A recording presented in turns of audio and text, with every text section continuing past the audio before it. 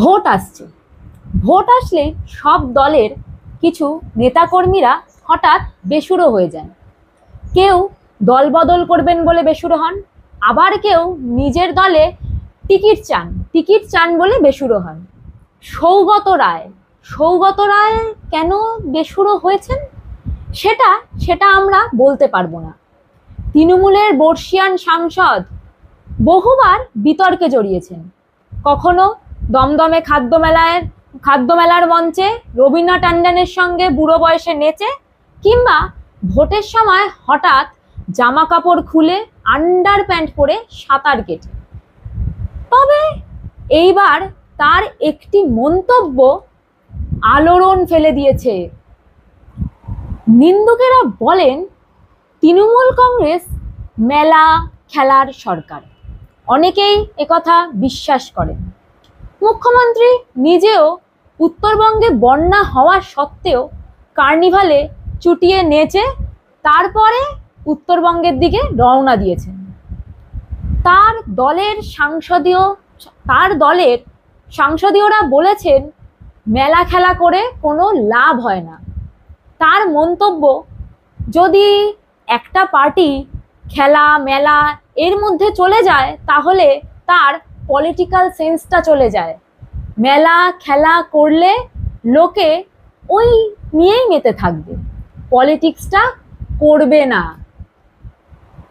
আমি শুধু ভাবছি মুখ্যমন্ত্রী মমতা বন্দ্যোপাধ্যায়ের কথা। মুখ্যমন্ত্রী মমতা বন্দ্যোপাধ্যায় কি এই বক্তব্য শুনেছেন?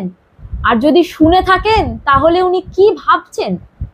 2011 সালে মুখ্যমন্ত্রী ক্ষমতায় আসার পরেই রাজ্যে সরকারি অনুদানে আপনার আমার ট্যাক্সের টাকায় সঙ্গীত মেলা হয়, নাট্য উৎসব হয়, জায়গায় জায়গায় মেলা হয়, তাও দলীয় নেতাদের সৌজন্যে। অথচ মেলা খেলা করে কোনো লাভ হয় না, একথা বলছেন দলের বর্ষিয়ান সাংসদ। এই যে আর কটা দিন বাকি তারপরেই পড়ছে শীতকাল। আর শীতকাল মানেই কি? শীতকাল মানেই হচ্ছে ডজন ডজন মেলা হবে রাজ্য জুড়ে। তৃণমূল সুপ্রিম তেমনটাই মনে করেন যে এটাও জনসংযোগের নাকি একটি মাধ্যম। মানুষকে মাতিয়ে রাখো, মনে আনন্দ থাকলে পেটের খিদে নিয়ে মানুষ হয়তো কথা বলবে না, কিন্তু ওই যে কথায় আছে না, কিছু মানুষকে কিছুদিন বোকা বানানো যায়, সব মানুষকে কিছুদিন বোকা বানানো যায়, কিন্তু সব মানুষকে চিরকাল বোকা বানানো যায় না। এটাই কি বলতে চাইলেন তৃণমূলের এই সাংসদ? আমরা জানি না, তবে হয়তো উনি পরে বলতেও পারেন তার মন্তব্যের অপব্যাখ্যা করা হচ্ছে, তাই এই বক্তব্যের গভীরে আমরা ঢুকবো না। তবে এটা ঠিক, মমতা বন্দ্যোপাধ্যায়ের নেতৃত্বাধীন তৃণমূল শিবিরে এই ধরনের বেসুরো মন্তব্য সচরাচর ঠিক শোনা যায় না। ফলে এই ঘটনা কৌতূহল বাড়িয়েছে। এই বক্তব্যটি, বর্ষিয়ান সাংসদের এই বক্তব্যটি রাজ্যে এক সময় এসেছে যখন তৃণমূল কংগ্রেস রাজ্যের রাজনীতিতে সাংস্কৃতিক ও উৎসবমুখী আবহ ধরে রাখার নীতি নিয়েছে।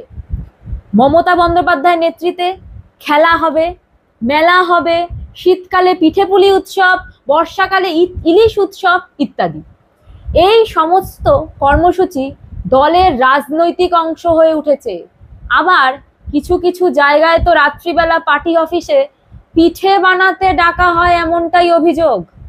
সেই কচকচনি নিয়ে আজকে আমরা আর মন্তব্যে যাচ্ছি না, কিন্তু এটা ঠিক, সাধারণ মানুষের সঙ্গে যোগাযোগ রাখার জন্য মেলা, উৎসব, ক্রীড়া প্রতিযোগিতা, সাংস্কৃতিক আয়োজন এই সবকে দলীয় ভাবমূর্তি গঠনের মাধ্যম হিসাবে ব্যবহার করেছে তৃণমূল। এই প্রেক্ষাপটেই সৌগত রায়ের এই মন্তব্য একেবারেই ব্যতিক্রম। তিনি বললেন খেলা মেলা করলে লোকে ওই নিয়েই মেতে থাকবে, পলিটিক্সটা করবে না। অর্থাৎ তার বক্তব্যের কেন্দ্রে রয়েছে রাজনৈতিক মূল বিষয়বস্তু থেকে মনোযোগ সরে যাওয়ার আশঙ্কা। তিনি পরোক্ষভাবে ইঙ্গিত দিচ্ছেন অতিরিক্ত সাংস্কৃতিক উৎসব চর্চা আসলে রাজনৈতিক কাজ, সংগঠন শক্তিশালী করা, জনসেবামূলক কাজ এবং বিরোধী মোকাবিলা এইসবকে ছাপিয়ে যাচ্ছে। এই মন্তব্য কেবল ব্যক্তিগত মত নয়, বরং দলের ভেতরে লুকিয়ে থাকা এক ধরনের অসন্তোষের প্রতিফলন বলেই মনে করা হচ্ছে। 2019 এবং 2021 নির্বাচনের পর তৃণমূলের সাংগঠনিক কাঠামোয় কিছুটা ঢিলেঢালা ভাব লক্ষ্য করা গেছে।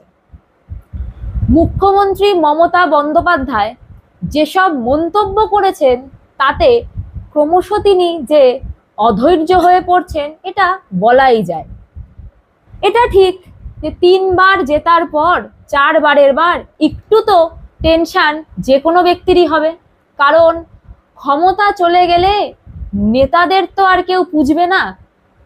উত্তরবঙ্গে বিজেপির প্রভাব বাড়ছে, দক্ষিণবঙ্গে স্থানীয় স্তরে ক্ষোভ জমেছে। এই অবস্থায় সৌগত রায়ের এই মন্তব্য যেন এক প্রকার আত্মসমালোচনা।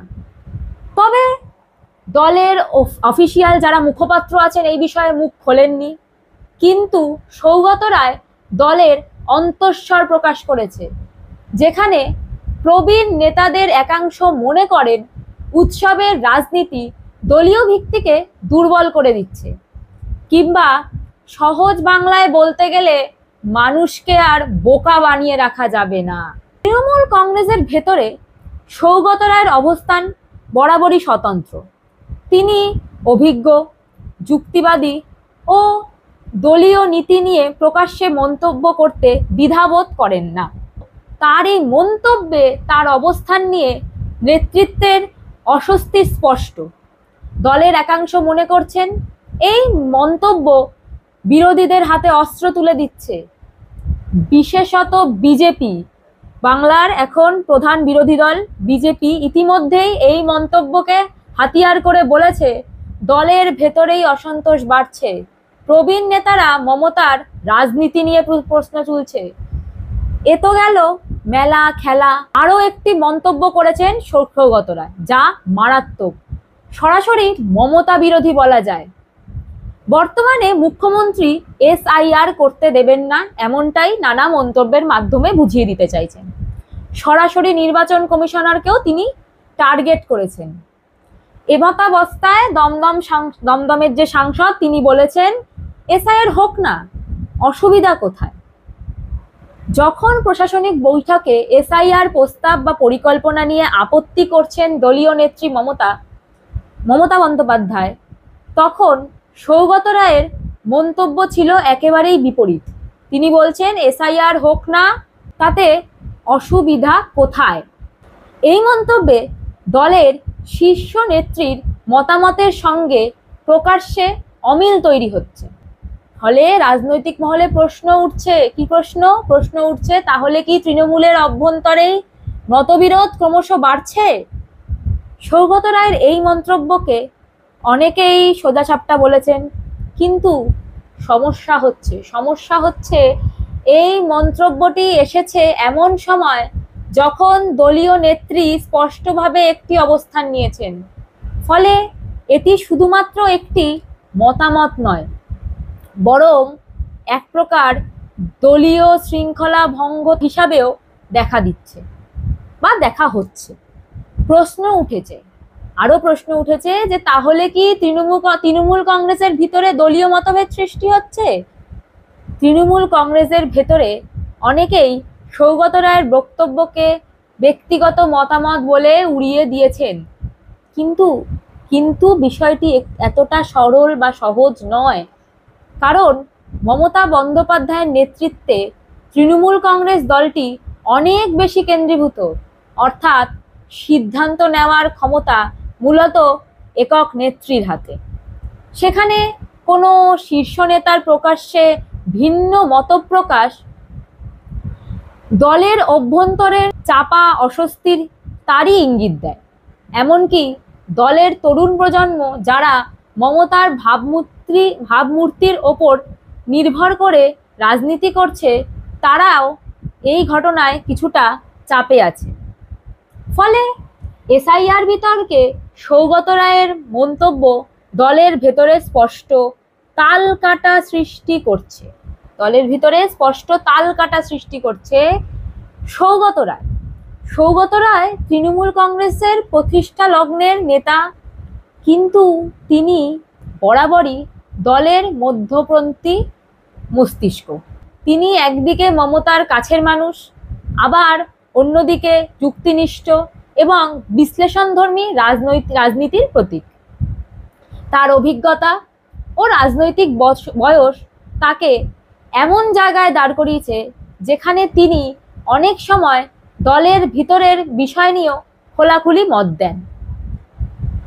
তার এই স্বাধীন মত প্রকাশই তাকে বেসুরো করে তোলে, কিন্তু এই বেসুরো সুরই আবার দলের বাস্তবতা তুলে ধরে। বিজেপি, কংগ্রেস, এমনকি বামফ্রন্টও সৌগত রায়ের এই মন্তব্যগুলিকে রাজনৈতিক অস্ত্র হিসাবে ব্যবহার করেছে।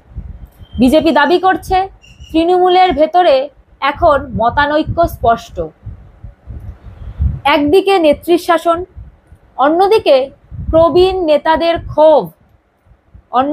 এছাড়াও বিরোধী বহু নেতারা বলেছেন সৌগত রায়ের মতো অভিজ্ঞ নেতা বুঝতে পারছেন দল এখন রাজনৈতিক ধারার চেয়ে প্রচার ধারার দিকেই বেশি ঝুঁকছে। সৌগত রায়ের এই দুই মন্তব্য, খেলা মেলা ও এসআইআর, দুটি আসলে একই মূল ভাবনা থেকে এসেছে। তিনি চেয়েছেন রাজনৈতিক মত প্রচারের চাকচিক্য নয়, বরং বাস্তব কাজের দিকে মনোযোগ দেওয়া হোক। তবে তার এই বক্তব্য দলীয় কাঠামোর ভিতরে অশান্তি তৈরি করেছে। তৃণমূল যেভাবে একক নেতৃত্বের ওপর নির্ভর করে চলছে, সেখানে প্রকাশ্যে ভিন্ন মত দেওয়া মানেই দলের ভাবমূর্তি ক্ষতি হিসাবে দেখা হয়। সৌগত রায়ের সাম্প্রতিক মন্তব্যগুলো তৃণমূল কংগ্রেসের আভ্যন্তরীণ পরিস্থিতির এক বাস্তবিক প্রতিফলন। একদিকে মমতা বন্দ্যোপাধ্যায়ের জনপ্রিয়তা ও জনসংযোগ রাজনীতির মডেল, অন্যদিকে দলের প্রবীণ নেতাদের একাংশ মনে করেন এই উৎসব ভিত্তিক রাজনীতির আড়ালে আদর্শ, সংগঠন ও মতাদর্শিক দৃঢ়তা হারিয়ে যাচ্ছে। নমস্কার, আমি এশনা কুণ্ডু। আপনারা এতক্ষণ আমাদের সাথে এই ভিডিওটি দেখছিলেন, অসংখ্য ধন্যবাদ আপনাদের। আপনারা আমাদের পাশে থাকুন, দেখতে থাকুন পলিটিক্যাল ডোজ।